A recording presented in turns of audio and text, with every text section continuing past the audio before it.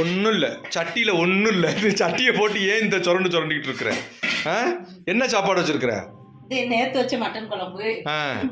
இன்னைக்கு என்ன சாப்பாடு வைக்க போற? இன்னைக்கு கோதுமை தோசை இருக்குது, தேங்காய் சட்னி இருக்குது காலையிலக்குங்க. மத்தியானத்துக்கு பாத்தீங்கன்னா இந்த வாழைத்தண்டு கொடுத்தாங்க, அதையும் பாசி பருப்பையும் போட்டு கூட்டு மாதிரி வைக்க போறாங்க. பத்தாவதுக்கு நேற்று வச்ச மட்டன் குழம்பு கொஞ்சம் இருக்குதுங்க. நல்லா விருந்தாளிக்கு வந்தோடனே நல்லா மட்டன், சிக்கன், முட்டை, காடை, கவுதாரின்னு நல்லா பண்ணி விட்டுற. அவங்க அங்கிட்டு போன அடுத்த செகண்ட் இங்க இருக்க கோதுமை தோசை, இங்க பருப்பு போட்டு வைக்க போறேன், கருப்பு போட்டு கோதுமை தோசை கொடுத்தேன். காடை கவுதாரி தான் வைக்கல, ஆனா மத்தபடி முட்டை கிட்ட எல்லாம் நாங்க வைக்கத்தாங்க செஞ்சோம். நல்ல வயிற்றுக்கு தான் சாப்பிட்டோம்.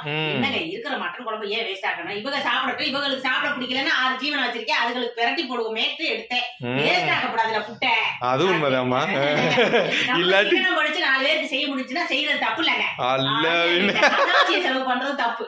என்னை கேட்டா அதான் அப்படி. சரி, தப்பா நினைச்சுக்காதீங்க. பாய்.